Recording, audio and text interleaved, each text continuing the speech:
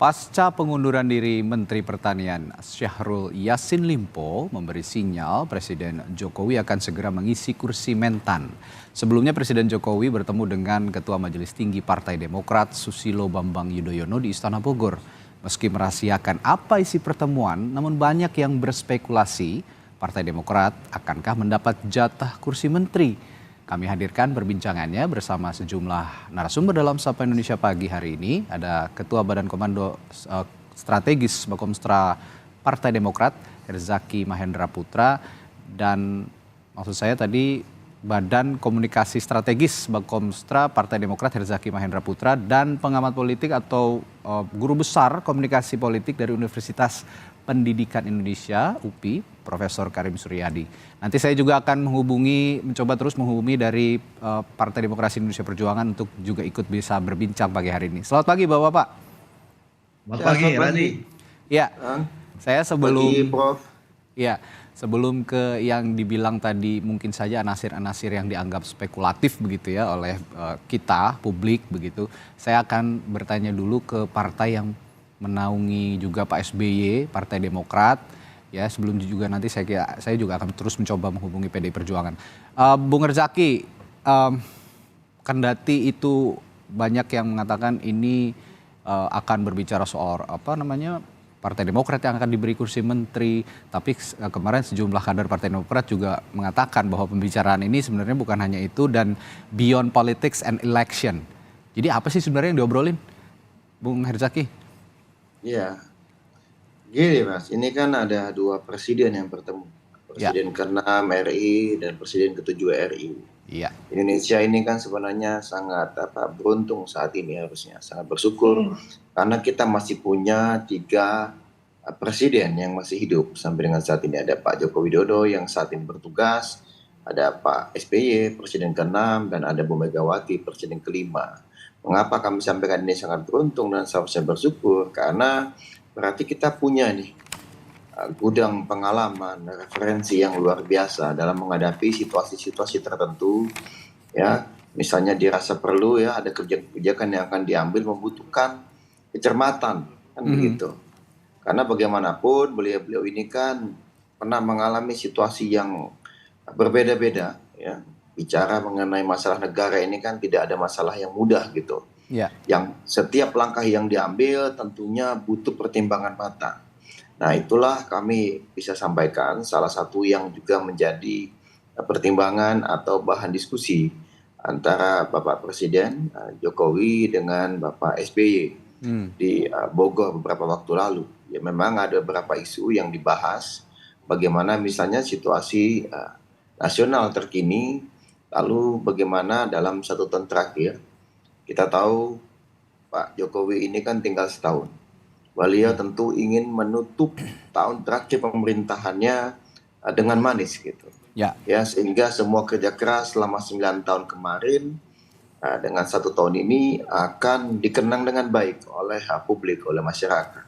Pak SBY bagaimanapun dengan segala dinamikanya alhamdulillah berhasil menutup pemerintahannya dengan baik di 2014 lalu, antara 2004 sampai dengan 2014. Nah, ini sebenarnya perbincangannya lebih banyak sekitar itu Mas. Gitu. Kalau kita bicara mengenai pemilu, iya benar, memang ada pemilu juga, tetapi pemilu bukan dalam konteks politik praktis ya, mendukung si A atau si B, tetapi lebih kepada bagaimana pemilu yang merupakan agenda penting ini, yang sarana mewujudkan kedaulatan rakyat ini benar-benar bisa berjalan dengan jujur, adil, aman, dan juga demokratis. Gitu Mas. Jadi kalau bicara beyond politics and beyond election, ya inilah gitu yang dimaksudkan.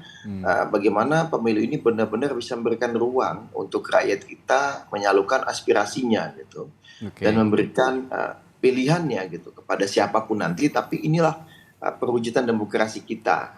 Nah juga kalau misalnya kita mau bicara satu lagi Mas ya. Jika diperkenankan itu Pak SBY itu menyampaikan dan menjelaskan kepada Bapak Presiden secara langsung mengenai apa yang dimaksud dengan perubahan dan perbaikan. Karena banyak yang salah tafsir atau kemudian mencoba memframing atau memberikan makna berbeda apa yang kami maksud dengan perubahan dan perbaikan.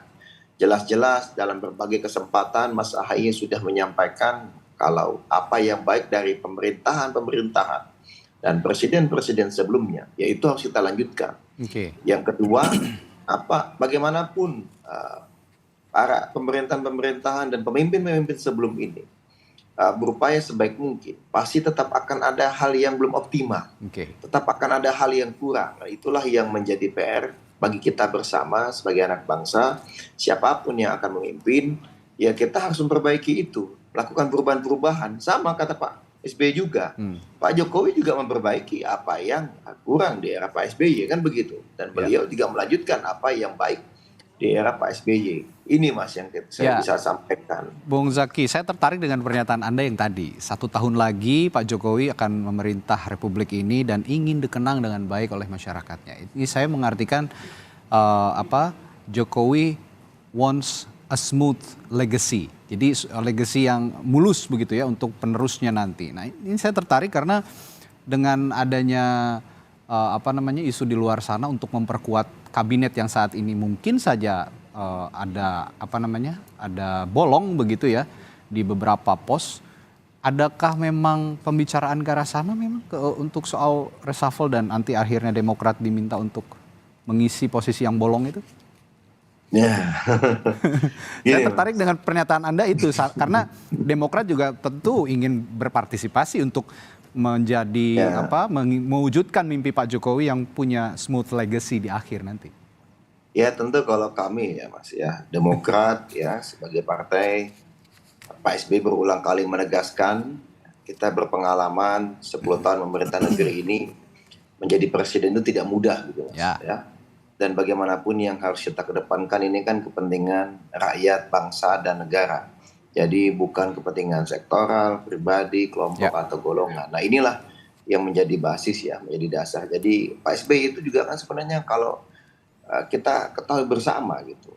Jika memang Pak Jokowi ya sebagai presiden ingin berdiskusi ya, meminta masukan atau meminta pandangan dari Pak SBY mengenai suatu hal, Pak SBY itu kan sangat terbuka. Jadi beberapa kali misalnya diminta bertemu ya Pak SBY dengan tangan terbuka untuk hadir dan bertemu dengan beliau. Nah, kalau bicara mengenai 1 tahun Mas, ini kalau kita bicara reshuffle ini ada 2 hal yang ingin saya sampaikan. Pertama, ini adalah hak presiden yang dijamin oleh konstitusi. Satu-satunya manusia, satu-satunya sosok di negeri ini yang berhak melakukan reshuffle kabinet itu adalah presiden, tidak ada yang lain. Jadi mau saya, mau Pak Karim, mau siapapun, mau ada ribuan orang berdiri di depan istana bilang reshuffle, tapi kalau Bapak Presiden tidak bilang dan tidak ingin ada reshuffle ya tidak akan terjadi Mas. Jadi ini kita harus menghormati hak beliau bagaimanapun. Ya ini hak prerogatif ya seorang presiden, ini hak. Yang kedua adalah ini berbicara mengenai kebutuhan. Ya ada pos kosong. Tapi pos kosong ini kan apakah kemudian cukup dengan katakanlah PJ gitu ya. Atau PLT gitu. Ataukah memang harus definitif. Nah ini kan lagi-lagi Prof. Karim nanti akan lebih bisa memberikan masukannya. Yang pasti begini kalau kami melihat. Ya bagaimanapun kan pos-pos menteri ini sebaiknya diisi gitu. Karena setahun ini bukan masa yang pendek. Masih banyak hal yang bisa dilakukan untuk perbaikan dan juga perubahan. Nah kalau dari kami bagaimanapun biarkanlah itu menjadi ranahnya Pak Presiden. Demokrat merasa tidak pas dan tidak pantas kalau kami berbicara mengenai reshuffle ini. Yang pasti kami mendoakan. Nah ini kami mendoakan agar Pak Jokowi bisa mengakhiri pemerintahannya dengan baik gitu. Ya, saya ke Prof. Karim. Ini saya juga akan mengulas hal yang sama nih Prof. Karim.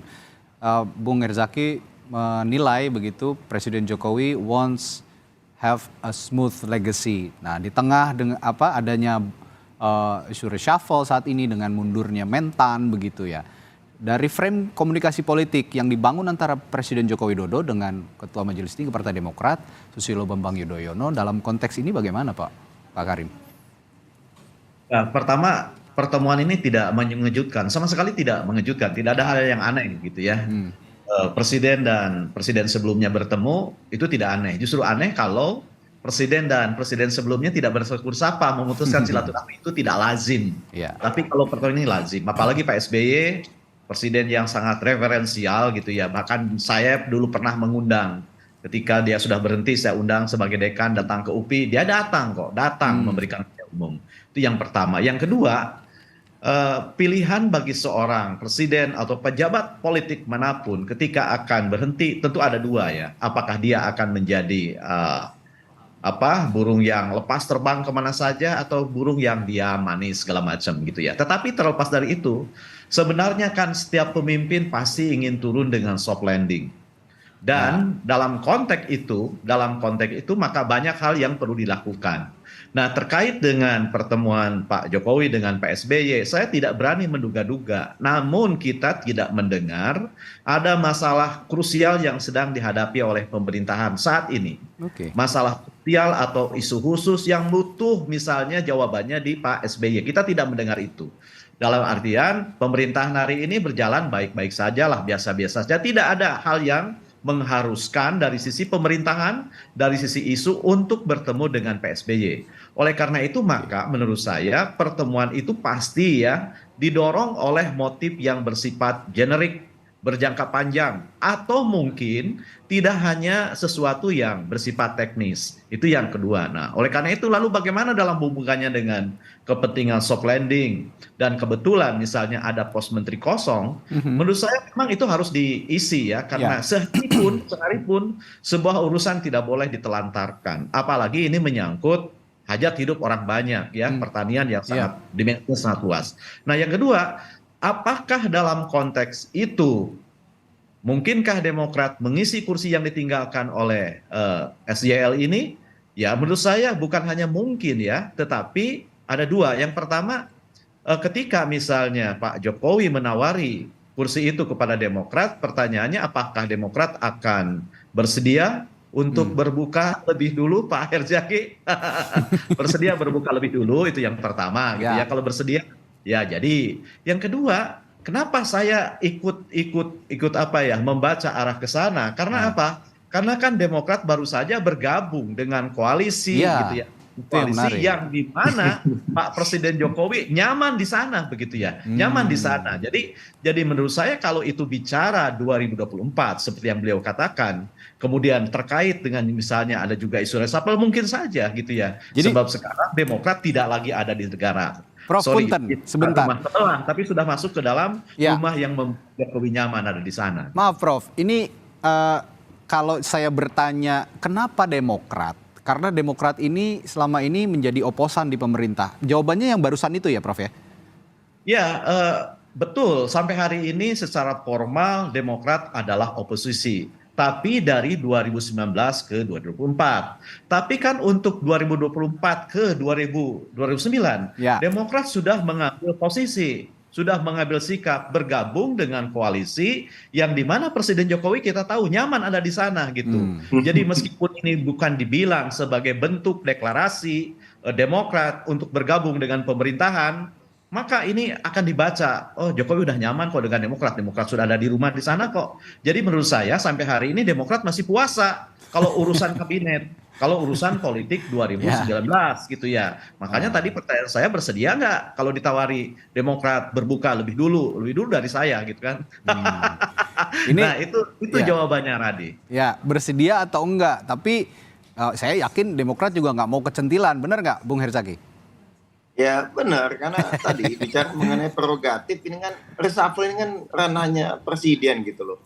Janganlah istilahnya kita, kalau kami nih ya, nggak pas lah kami mendahului. Tapi kalau misalnya katakanlah beliau mempercayakan itu kepada Demokrat, ya tentu Pak SBY atau Mas AHY lah yang nanti akan bisa menjawab gitu. Karena bagaimanapun kita kalau bicara mengenai bangsa ya, kami ini kan selama ini seringkali memberikan masukan, mengkritisi, kan itu juga karena tujuannya ingin agar kebijakan pemerintah itu bisa benar-benar bermanfaat kepada rakyat, kan begitu yang kita harapkan, bisa lebih efisien, efektif, kan begitu, bukan dalam konteks menjatuhkan atau menyerang secara subjektif, tapi lebih pada argumentatif dan secara rasional berdasarkan pengalaman kami sebelum-sebelumnya. Sehingga bagi kami ya terkait dengan masalah apapun situasi saat ini ya, kalau Pak SBY diminta masukan atau katakanlah Demokrat diminta masukan, ya selama ini di parlemen kan komunikasi kami juga lancar ya dengan teman-teman yang lain ya. Tapi kalau tadi dikaitkan dengan koalisi, gini,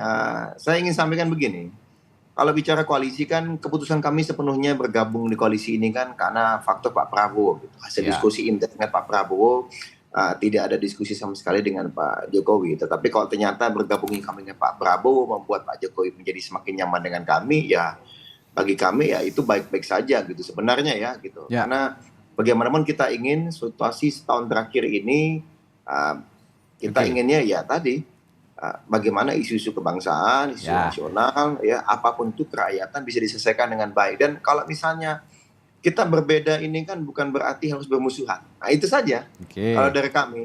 Yang Oke. penting muaranya sama untuk Tapi, kepentingan ya. rakyat bangsa dan negara. Gitu. Tapi saya tetap tertarik dengan pernyataannya Prof. Karim. Jokowi nyaman dengan koalisi pendukungnya Pak Prabowo sehingga mengajak komunikasinya dengan Partai Demokrat gitu. Seharusnya di pagi hari ini ada Partai Demokrasi Indonesia Perjuangan yang juga saya bisa mintai konfirmasinya. Kami akan tetap berusaha untuk menghadirkan PD Perjuangan pagi hari ini dan saya akan tetap menanyakan mengapa sih kok bisa nyaman, apa indikasinya nanti ke Profesor Karim Suryadi. Tapi setelah jeda tetaplah bersama kami di Sapa Indonesia Pagi.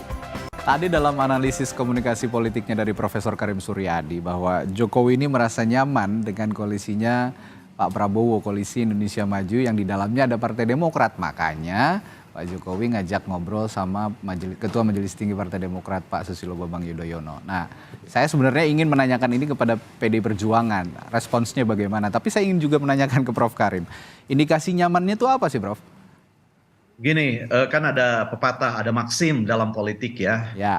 Burung yang sama atau burung dengan bulu yang sama akan berkumpul, gitu ya. Artinya apa? Artinya makin ke sini Demokrat punya pemahaman yang sama dengan diksi, dengan ideologi, dengan program yang ditawarkan oleh koalisi Indonesia Maju ini. Itu yang pertama. Yang kedua, mengapa saya bilang Jokowi sangat nyaman itu kan sudah terdedah di mana-mana penampakannya. Jokowi lebih sering jalan dengan Pak Prabowo kemanapun, bahkan dalam urusan-urusan yang tidak terkait langsung dengan urusan Menteri Pertahanan masih jalan. Yang kedua, di antara bakal calon presiden, menurut saya Prabowo lah yang dengan lantang mengatakan bahkan berkali-kali saya akan meneruskan apa yang dikerjakan oleh Presiden Joko Widodo. Ganjar sekalipun yang notabene diusung oleh partai yang satu partai dengan Jokowi tidak selantang itu kok. Oke. Jadi menurut saya inilah kesamaan dan semua presiden kan akan menyukai itu. Apalagi kalau kita bicara dalam konteks legacy. Legacy itu kan warisan. Warisan itu sesuatu yang ditinggalkan oleh pejabat sebelumnya dan diteruskan karena dianggap fungsional. Jadi kalau saya bilang merasa nyaman, itu karena apa yang terdedah di ruang publik menunjukkan itu, kebersamaan, kekompakan gitu ya. Dan Jokowi melibatkan Prabowo dalam urusan-urusan yang menurut saya tidak langsung berhubungan dengan Kemenhanan gitu ya. Oke. Kalau berkunjung ke Pindad lalu bareng, ya itu tidak aneh gitu. Tapi misalnya kalau Pak Prabowo pernah gitu ya disentil oleh salah satu pihak lalu yang menjelaskan Joko Widodo, itu kan lain soalnya gitu ya. Jadi menurut saya Pak Jokowi memantulkan rasa nyamannya itu lewat berbagai aktivitas, berbagai tindakan politik yang diekspos gitu ya. Bahwa kemudian Demokrat masuk ke sana ya tentu saja gitu ya, saya bilang siapa yang bergabung dengan koalisi itu pasti dianggap kawan, lebih nyaman sekarang. Karena apa? Karena pasti ya pilihan Demokrat bergabung ke koalisi Indonesia Maju itu didasarkan atas berbagai pertimbangan, bukan saja secara rasional apa yang ditawarkan koalisi ini masuk akal, tetapi dengan sosok yang menakodai koalisi itu sangat nyaman gitu ya, di flashing in mind karena teori manapun ya, ketika memilih koalisi, ketika memilih pasangan koalisi, ketika memilih pasangan capres cawapres, indikator terakhir itu pasti soal passion, kenyamanan antara orang yang akan bergabung. Ngomong-ngomong soal nyaman, ini ada komunikasi yang disampaikan juga oleh Pak Jokowi di Rakernas PDI Perjuangan kemarin. Ini juga menarik, Prof. Pada saat berpidato di depan forum Rakernas, Pak Jokowi sempat bilang begini, Pak Ganjar, saya tadi sempat bisik-bisik dengan Pak Ganjar, mungkin bapak-bapak di sini juga sempat menyimak itu. Ya, saya mendengar. Pak Ganjar, begitu Anda dilantik nanti, dia sebelumnya berbicara sebagai Pak Ganjar sebagai calon presiden. Nah, begitu Anda dilantik, langsung hari berikutnya kedaulatan pangan dikerjakan. Ini apakah salah satu bentuk kenyamanan juga sepertinya dengan Ganjar Pranowo karena bisa berbicara seperti itu di depan publik begitu? Ya, saya mendengar ya mendengar kutipan Jokowi yang diliput oleh media kata-kata itu. Tetapi agak menurut saya agak ambigu maknanya ya. Yang Oke. pertama, eh, kalimatnya seperti ada yang bolong ya. Ketika nanti dilantik, dilantik sebagai apa? Dilantik sebagai Menteri Pertanian kah? Karena itu kan ketika Rakernas yang sedang Tapi kan membicarakan sebelumnya nyebut calon presiden, Prof. ya, Pak iya, Ganjar sebagai iya. calon Tapi presiden begitu. ya, enggak bilang. Dia bicara sebagai Ganjar Pranowo yang notabene calon presiden kan gitu ya. Oke. Belum tentu terpilih, tapi yang pasti itu konteks semua pikiran orang itu, semua pikiran orang yang berkumpul di sana, bahkan yang mendengar Rapimnas itu adalah memikirkan tentang ketahanan pangan. Oke. Ya, tidak satupun menurut saya pembicaraan khusus tentang bagaimana misalnya bakal calon wakil presiden yang mau diangkat. Enggak dibicarakan.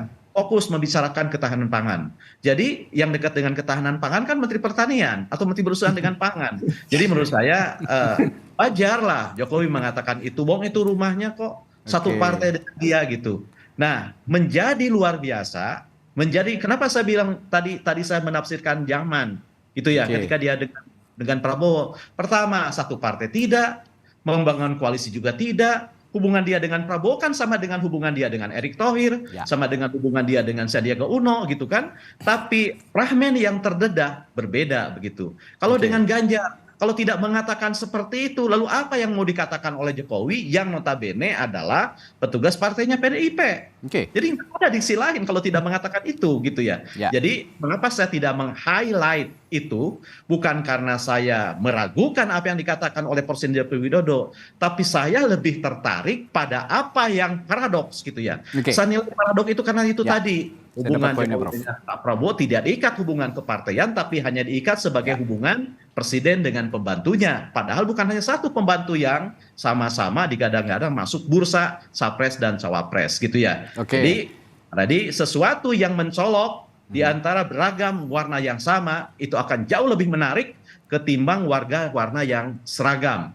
Ya. Itu penjelasannya. Baik, Bung Zaki, saya juga ingin menanyakan kepada Anda nih, karena Partai Demokrat juga sekarang mau nggak mau harus juga ikut berkomunikasi dengan partai koalisi Indonesia, partai-partai yang ada di koalisi Indonesia Maju, ada Partai Golkar, Partai Gerindra, dan kawan-kawan lainnya di koalisi Indonesia Maju. Nah, setelah bertemu dengan Presiden Joko Widodo, komunikasi yang dijalin dengan koalisi Indonesia Maju seperti apa, Bung Zaki? Ya, sebenarnya sebelum bertemu dengan Pak Joko Widodo pun, komunikasi kami dengan teman-teman di Partai Koalisi Indonesia Maju ini sangat baik gitu. Ya, misalnya dari tanggal 17 September ketika kami menyampaikan keputusan majelis tinggi partai. Kami datang ke Hambalang diundang oleh Pak Prabowo dan teman-teman Gerindra. Kami kira itu awalnya hanya pertemuan Demokrat dan Gerindra.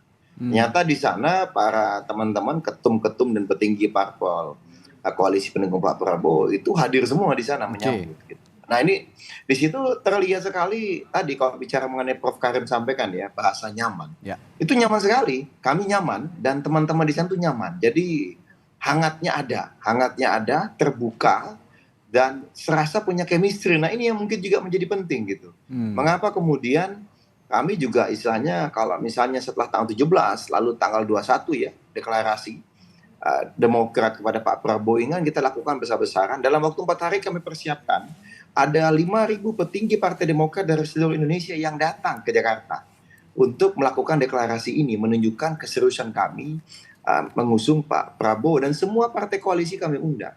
Dan di situ kita guyup betul sebagai suatu keluarga. Nggak ada yang ditutupi, nggak ada yang disembunyikan. Jadi memang kalau kita bicara mengenai nyaman, menjadi kata kunci kebersamaan ini, ya kami sudah nyaman ini dengan teman-teman pendukung Pak Prabowo ini gitu. Nah apakah ini kemudian dinarasikan atau dikaitkan dengan kenyamanan dengan Pak Jokowi juga, ya ini silakan saja publik yang menilai. Tetapi yang pasti kami solid ya di Koalisi Indonesia Maju. Dan kami punya semangat yang sama, disatukan oleh gagasan dan visi misi yang sama. Dan juga kan kalau tadi ya, yang kami cermati begini. Mungkin kalau misalnya katakanlah tadi Prof Karim sampaikan bahwa Pak Jokowi nyaman dengan Pak Prabowo ya. Karena Pak Prabowo hari ini yang kita lihat ini sangat apresiatif gitu. Sangat memuliakan. Kami misalnya Pak SBY, Mas AHY, kami tamu-tamu beliau itu dimuliakan betul. Dan bahkan pada saat Rapimnas kami yang mendeklarasikan Pak Prabowo, di situ Pak Prabowo mengapresiasi capaian-capaian di era Pak SBY secara terbuka Ya. di hadapan jutaan permisa dan dan ribuan orang yang menonton secara langsung gitu. Nah ini Oke. kan ini membuat kami juga menjadi kunci kebersamaan. Tapi lagi-lagi ini saya jadi agak tergelitik tadi pada saat membahas mengenai ucapan Pak Jokowi, Pak Ganjar setelah dilantik. Hari pertama ada bahas mengenai kedaulatan pangan. Saya lihat judul hari ini, jangan-jangan Mentan mundur. Itu kedaulatan pangan tadi ranahnya Mentan. Jadi agak, apa ini kodenya? Jadi Nggak tahu ya, ini kan nggak tahu ya. Saya kan nggak tahu gitu. Jadi pikiran juga nih. Iya, Gitu. Pak Jokowi berbicara itu di hadapan banyak kader PDI Perjuangan karena memang momennya Rakernas, ngomongin soal ketahanan pangan, kedaulatan pangan. Nah, saat ini ada momen juga bahwa Menteri Pertanian terseret kasus korupsi dan sudah mundur dari jabatannya. Nah, kalau misalnya tiba-tiba akhirnya ya jadinya memang dari kader PDI Perjuangan yang jadi mentan, Demokrat nggak akan baper ya berarti ya? Loh ya enggak, karena kan kami sejak awal tujuan kami ingin menjadi bagian penting dari kemenangan Pak Prabowo.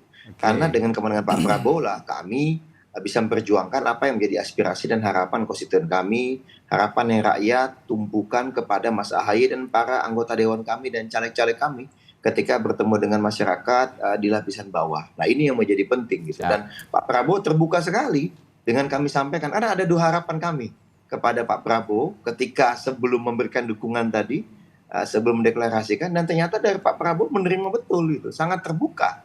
Nah ini kan yang kemudian menjadi penting gitu. Kebersamaan ini kan bukan kebersamaan, mohon maaf ya, siapa dapat apa, tetapi bagaimana ide gagasan yang sama. Pak Prabowo ingin memperjuangkan kemakmuran, rakyat yang makmur dan juga keadilan. Ini sejalan. Kan Pak SBY atau Mas Ahaye kan juga sering bicara prosperity, ya kan? Kita bicara justice, itu kan hal yang sama, peace, misalnya mengenai perdamaian, ya kan, demokrasi. Ini hal yang sejalan ternyata dengan Pak Prabowo. Nah, kalau bicara mengenai kabinet, sepenuhnya itu kan Pak Jokowi, Pak Presiden. Ya. Iya, kalau kami kan ini selama ini komunikasi dengan Pak Prabowo dan teman-teman Koalisi Indonesia Maju. Mengusung Pak Prabowo. Kalau dengan Pak Jokowi kan Pak SBY dan Pak Jokowi sesama presiden. Baik. Nah, kalau masalah reshuffle kita tunggu aja lah Pak Presiden. Iya. Gitu. Pasti ingin yang terbaik. Terakhir saya ke Prof Karim. Prof, kalau memang seandainya ya, kita bukan berandai-andai tapi indikasinya memang sudah cukup kuat begitu ya. Jika memang nanti akhirnya Demokrat yang masuk ke dalam kabinet begitu di akhir masa pemerintahannya Pak Jokowi yang tinggal 1 tahun lagi, saya ingin bertanya implikasinya terhadap publik ini negatif atau positif, Prof? Ya, menurut saya sekali lagi tadi saya katakan kalau memang benar ya, Pak Jokowi akan mengambil salah satu kader Demokrat terbaik untuk menggantikan posisi ini, itu motifnya generik gitu ya. Kenapa saya bilang seperti yang generik? Pertama, kalau dilihat dari komposisi dukungan partai pemerintah pendukung Jokowi sudah besar, tidak ada yang kurang. Yang kedua, kalau dilihat dari isu spesifik gitu ya, tidak ada, karena mundurnya menteri saja sebenarnya. Yang ketiga, yang lebih mungkin itu karena Jokowi ingin memancarkan gairah secara kolektif untuk menciptakan sebuah suasana yang kondusif menghadapi pemilu 2024, kondusif menghadapi pasca lengsernya dia sebagai presiden. Jangan lupa, salah satu prinsip dalam komunikasi politik itu melakukan sesuatu yang disebut dengan ignite people. Nyalakan gairah orang, nyalakan semangat orang, nyalakan kenyamanan orang. Mengapa? Sebab gairah itu menular.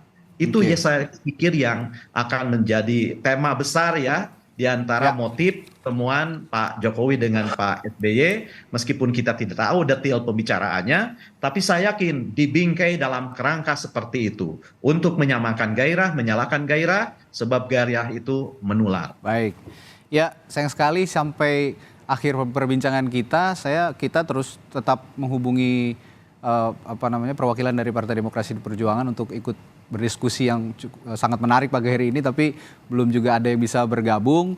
Tapi cukup seru dengan bapak-bapak ini, juga dengan Prof Karim, dengan Bung Zaki juga sangat seru juga. Jadi terima kasih telah berbagi perspektifnya Ketua Badan Komunikasi Strategis Herzaki Mahendra dari Partai Demokrat, dan juga Guru Besar Komunikasi Politik Universitas Pendidikan Indonesia Profesor Karim Suryadi. Terima kasih bapak-bapak, sehat selalu. Jumpa lagi lain waktu ya.